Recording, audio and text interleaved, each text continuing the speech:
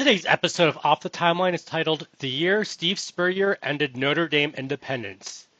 Let me say this clearly right up front. This is alternate history. But here's the question that breaks Notre Dame fans every time they actually think about it. What if Notre Dame didn't lose independence because they failed? What if they lost it because Steve Spurrier made it work and it still wasn't enough? In this parallel universe, Spurrier doesn't mock Notre Dame from the outside. He walks into South Bend, wins loudly, and accidentally proves that independence is obsolete. And that's how Notre Dame finally joins a conference undefeated. Let's rewind. Before we go any further, this is intentionally divergent from real life. Names are real, outcomes are not. This is a what if designed to test systems, not relitigate history. But first, let's take a look at how Notre Dame gets here. In this parallel universe, for 2 decades, Notre Dame keeps making the same mistake. They confuse stability with control. The program doesn't collapse, they don't embarrass themselves, and 8, 9, and 10 win seasons are the norm. But quietly, something changes.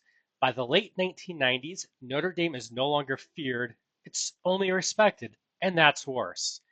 Because while Notre Dame stays above conferences, the sport reorganizes around them. Conference title games, media inventory, automatic access. Notre Dame has none of it, and then comes the panic move. This next hire did not happen in real life. It exists because Notre Dame historically makes plausible but uncomfortable decisions. And that leads us to the Spurrier hire. Notre Dame hires Steve Spurrier in 2006, and immediately people lose their minds. He doesn't fit. He's arrogant. He's Southern. He doesn't care about Notre Dame mythology, which is exactly why the hire happens. Notre Dame doesn't want romance anymore. They want proof. Spurrier walks in and does the unthinkable. He modernizes Notre Dame without apologizing. On the field, they go 10-2 in 2006, followed by an 11-1 and a 10-2 season. Notre Dame is loud again, fun again, disliked again. And here's the key line. Notre Dame wins, but still doesn't control its fate. And you may be thinking to yourself, Steve Spurrier would never coach Notre Dame. Correct, and that's why this is alternate history. But Notre Dame hiring outside its comfort zone is the entire point of this what if. And that leads to the moment independence breaks. By 2012, Notre Dame is undefeated, top 5, prime time, winning clean, and then the rankings drop them anyways. Not below another undefeated team, below a one-loss conference team with the title game ahead. The explanation is procedural, cold, mathematic. And Notre Dame finally understands something brutal. Winning isn't the currency anymore, access is. This is the season that forces the leak.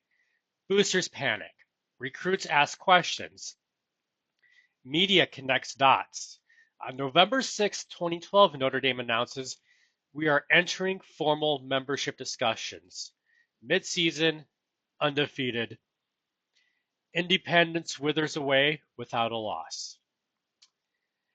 Now, obviously, this mid-season announcement never happened in real life, but this is the cleanest way in this universe to stress test whether success alone could save independence.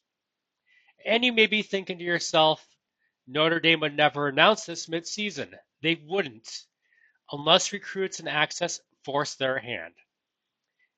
And that leads into joining the Big Ten. The Big Ten votes first, quietly, decisively.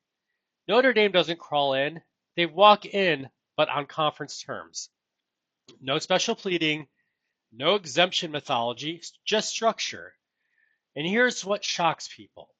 Notre Dame doesn't shrink, they stabilize. From this point forward, we are fully off the real world timeline. Outcomes reflect system logic, not historical destiny. That leads us to the 2016 to 2020 payoff. Once Notre Dame adjusts, something strange happens. They stop being debated. They start being assumed. Conference title games, playoff appearances, predictable access. Notre Dame finally gets what independence never gave them, certainty. And fans realize something quietly.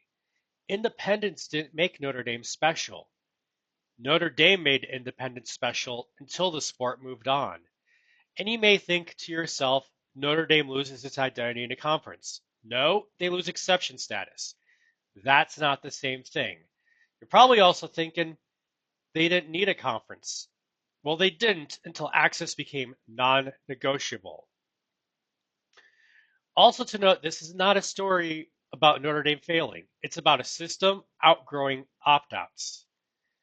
Now to go to why Steve Spurrier matters in this parallel universe. In hindsight, Steve Spurrier becomes the most important Notre Dame coach who never belonged. He proved style didn't matter, wins didn't matter, myth didn't matter, only access. And that's why he helps end independence, not by losing, by winning too clearly to ignore. So here's the real question. If Notre Dame had won exactly when independence left, would fans still defend it? Or was independence only sacred as long as it didn't cost them a thing?